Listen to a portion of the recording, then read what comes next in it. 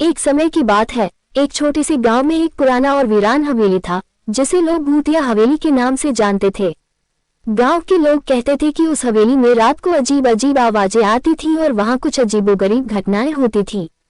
उस गांव में एक साहसी युवक था जिसका नाम अर्जुन था। अर्जुन को भूतों से डर नहीं लगता था और वह हमेशा सच्चाई का पता लगाने के लिए उत्सुक रहता था। एक दिन उसने ठान लिया कि वह उस भूतिया हवेली की सच्चाई का पता लगाएगा। एक अंधेरी रात अर्जुन ने अपनी टॉर्च और कुछ हिम्मत जुटाई और हवेली की ओर चल पड़ा। जैसे ही वह हवेली के पास पहुंचा, उसे एक ठंडी हवा का झोंका महसूस हुआ। हवेली के अंदर घुसते ही उसे पुराने फर्नीचर और धूल के साथ साथ एक अजीब सन्नाटा महसूस हुआ। अर्जुन ने अपने कदमों को सावधानी से बढ़ाते हुए हवेली के हर कोने को देखा। अचानक उसने एक दरवाजे के पीछे से हल्की सी आवाज सुनी। उसने धीरे धीरे दरवाजा खोला और देखा कि वहां एक पुरानी तिजोरी रखी हुई थी। तिजोरी के पास ही एक पुरानी डायरी पड़ी थी। अर्जुन ने डायरी उठाई और पढ़ना शुरू किया। उसने एक पुराने जमाने की कहानी लिखी हुई थी। ये कहानी एक दुखी आत्मा की थी जो इस हवेली में रहती थी।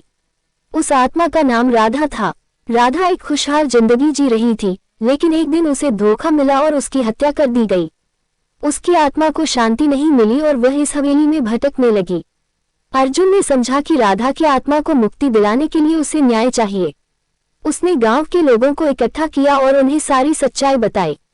गांव वालों ने मिलकर राधा की आत्मा की शांति के लिए पूजा अर्चना की और उस हत्या के दोषी को कानून के हवाले कर दिया। अंततः राधा की आत्मा को शांति मिली और हवेली में आने वाली आवाजें और अजीब घटनाएं भी बंद हो गईं। गांव के लोग अब उस हवेली को एक पवित्र स्थान मानने लगे और अर्जुन की बहादुरी की सराहना करने लगे।